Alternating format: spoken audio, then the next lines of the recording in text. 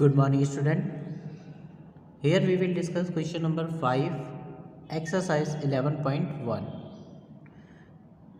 The area of a park is same as of rectangular park. Okay student, तो यहाँ पे question में बोला है कि एरिया ऑफ स्क्वायर पार्क, यानी कि हमारे पास एक स्क्वायर टाइप का पार्क है और एक रेक्टेंगल पार्क है। इन्होंने बोला है जो एरिया स्क्वायर पार्क का है वही एरिया रेक्टेंगुलर पार्क का भी है। Okay, if the sides of square park is 60 metre and the length of rectangular park is 90 metre. Okay student, तो इन्होंने बोला है जो स्क्वायर पार्क हमारे पास है उसकी जो साइड है वो 60 मीटर है और रेक्टेंगुलर पार्क की जो लेंथ है वो 90 मीटर है। ओके स्टूडेंट, तो चलिए अब हम लोग स्टार्ट करेंगे। क्वेश्चन में पूछा गया है find the breadth of rectangular park. ये जो रेक्टेंगुलर पार्क है इसकी हमें ब्रेथ फाइंड आउट करनी है। ओके स्टूडेंट, तो चलिए यहाँ पे देखते हैं ये 60 है तो ये भी तो 60 होगा। तो हम सबसे पहले हमें क्वेश्चन में क्या गिवन है वो लिखते हैं। ओके, तो side of square park, side of square park, तो स्क्वायर पार्क की जो साइड है वो हमें गिवन है 60 मीटर। ओके, तो एरिया क्या होगा, area of square park is equal to 60 into 60। Okay, हमने फॉर्मूला पढ़ा हुआ है area of square is side into side, so 60 multiply 60 that means 3600 metre square. Okay, तो हमने यहाँ पे इसका एरिया पता कर लिया। अब हम लोग बात करेंगे एरिया ऑफ रेक्टेंगल की। ओके, तो चलिए रेक्टेंगल के बारे में पढ़ते हैं। तो हमें रेक्टेंगल की क्या पता है, लेंथ हमें गिवन। चलिए देखते हैं length of rectangular park, length of rectangular park 90 metre. Okay, पर हमें ब्रेथ तो पता ही नहीं है तो हम लिखेंगे ब्रेथ ऑफ रेक्टेंगुलर पार्क, इसे हम बी ही लेट करते हैं। ठीक है, बी है तो बी ही से लेट करेंगे, बी लेट कर लेंगे कि बी है। ओके, अब चलिए इसका एरिया फाइंड करते हैं। तो एरिया ऑफ रेक्टेंगुलर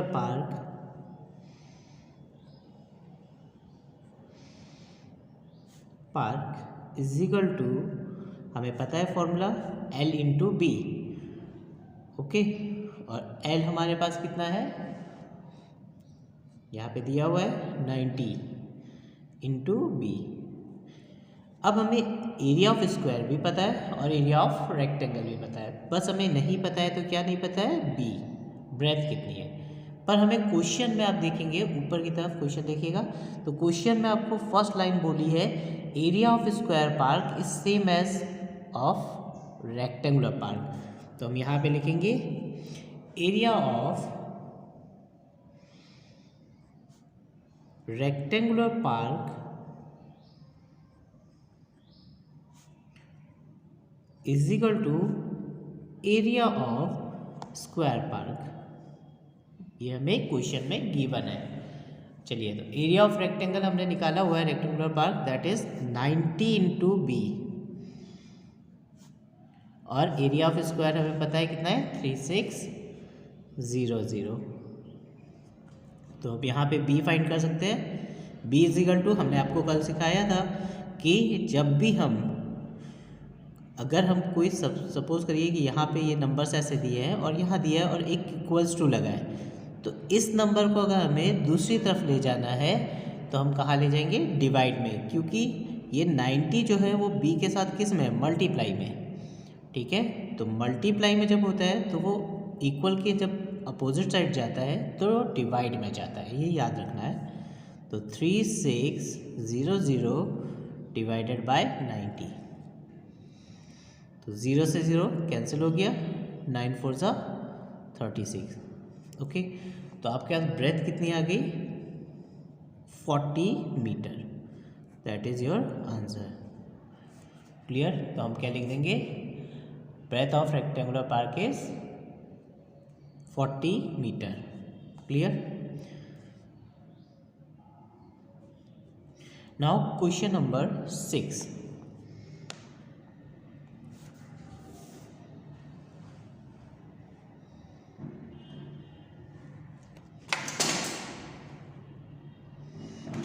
ओके, तो चलिए क्वेश्चन 6 करेंगे।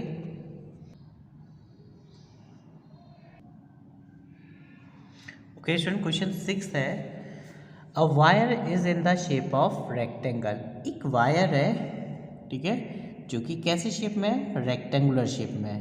ओके, वायर है एक सिंपल सा, उसे हमने रेक्टेंगुलर शेप में बांध रखा है। Okay, its length is 40 metre, जिसकी लेंथ कितनी है? 40 मीटर है, और ब्रेथ कितनी है? 22 सेंटीमीटर। ओके, सेंटीमीटर है, मीटर नहीं है। क्लियर? सेंटीमीटर्स है। Now if the same wire is rebent in the shape of a square. अब इन्होंने क्या किया, ये जो वायर है इसे ओपन कर दिया, खोल दिया, खोलने के बाद में उसे वापस से इस तरह से स्क्वायर शेप में रिबेंड कर दिया, वापस से स्क्वायर शेप में रिबेंड किया, मतलब उसकी तरह बनाया, स्क्वायर शेप में कन्वर्ट कर दिया। ओके स्टूडेंट, तो अब हमें ये बताना है कि इस स्क्वायर शेप में जो रिबेंड हुआ वायर, ठीक है, और जो नया स्क्वायर बना है उसकी साइड कितनी है, यानी हमें ये वैल्यू फाइंड आउट करनी है। क्लियर? ओके स्टूडेंट, दोनों में क्या चीज़ सेम होगी हमें पहले ये समझना है। क्या इसका और इसका एरिया सेम होगा? तो ये तो गिवन नहीं है कि एरिया और एरिया सेम होना चाहिए, ठीक है, तो एरिया तो होगा नहीं, तो फिर क्या हो सकता है सेम? हमें ये ध्यान लगाना पड़ेगा, सोचना पड़ेगा कि ये वायर था, ठीक है, जिसे हमने इस तरह से बेंड किया था, उसके बाद हमने यही वायर ओपन किया और वापस इस शेप में किया, तो दोनों की क्या चीज़ सेम है? लेंथ सेम है, टोटल लेंथ सेम है। टोटल लेंथ मीन्स पेरीमीटर, यानी इसका पेरीमीटर और इसका पेरीमीटर क्या होगा? सेम होगा। ओके स्टूडेंट, तो चलिए हम फाइंड आउट करते हैं। तो सबसे पहले हम लिख लेंगे length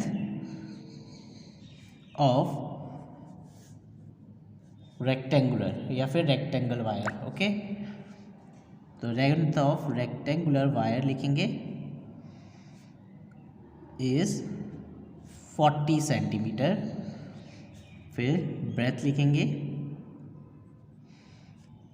rectangular wire equals to 22 centimetre.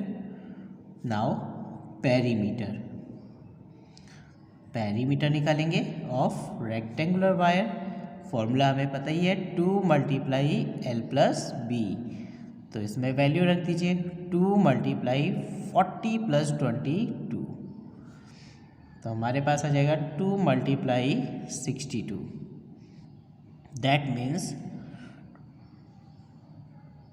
124 centimetre. यानी ये जो लेंथ है वायर की पूरी, ये कितनी है? 124 सेंटीमीटर। अब हमें क्या पता करना है? Side of square. तो हमें पता है perimeter of square wire equals to perimeter of rectangular wire.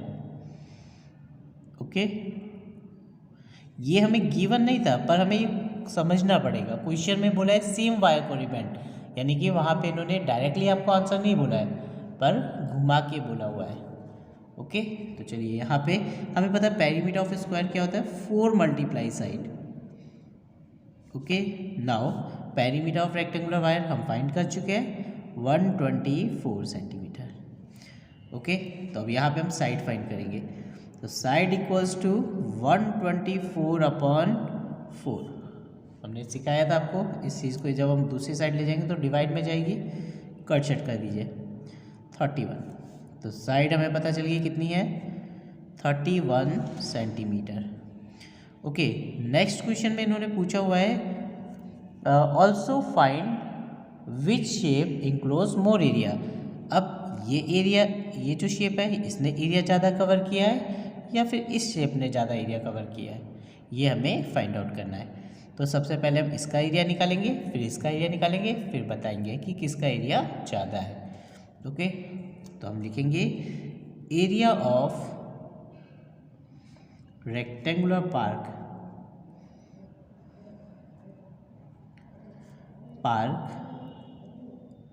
Equals to, formula हमें पता है L into B, that means 40 into 22,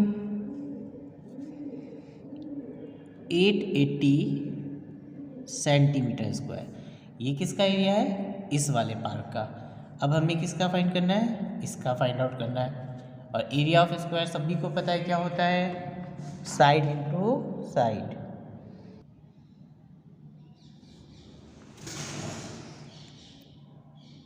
area of square park,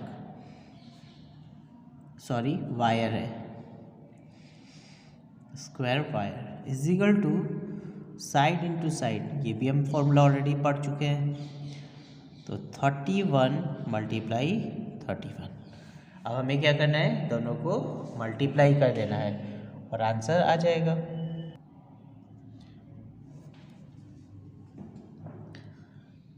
nine 61 centimetre square. Okay student, अब देखिए यहाँ पे किसका एरिया ज़्यादा है?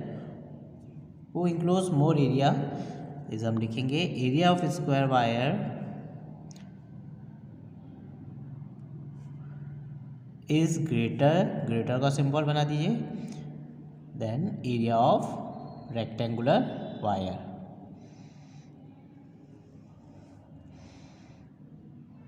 ओके, तो यहाँ पे हमारा क्वेश्चन नंबर 6 फिनिश हो जाता है। Now question 7।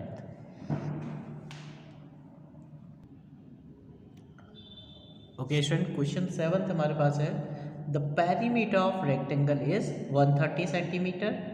तो यहाँ पे एक हमें रेक्टेंगल गिवन है जिसका हमें पेरीमीटर दिया है। पेरीमीटर मीन्स यहाँ से पूरी लेंथ, बाउंड्री लेंथ। ओके, ये हमें गिवन है।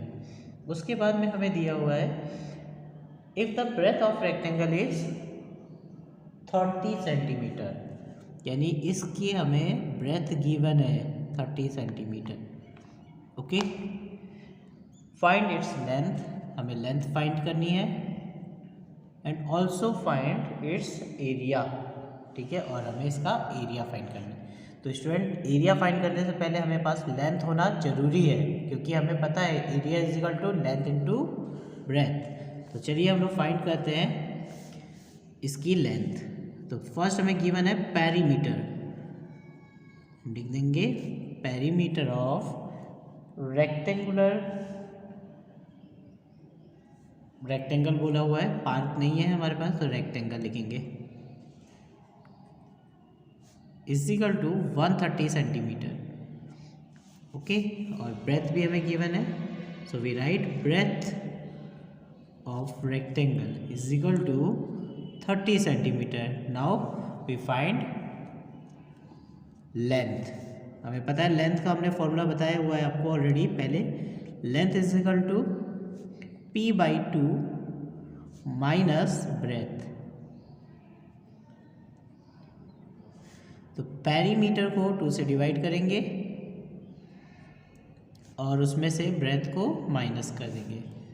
ओके, तो चलिए इसे कट शॉर्ट कर देते हैं। 2 6 हमें पता है 12, 2 5 10, दैट मीन्स 65 माइनस 30 कितना हो जाएगा?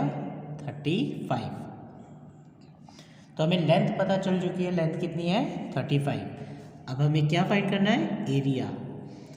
सो we write area of rectangle is equal to length into breadth, यानी 35 मल्टीप्लाई 30। लेंथ 35 हमने फाइंड की है, ब्रेथ ऑलरेडी हमें गिवन थी। अब इसे हम मल्टीप्लाई कर देंगे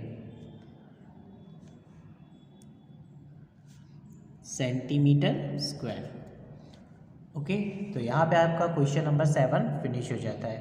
नाउ क्वेश्चन 8।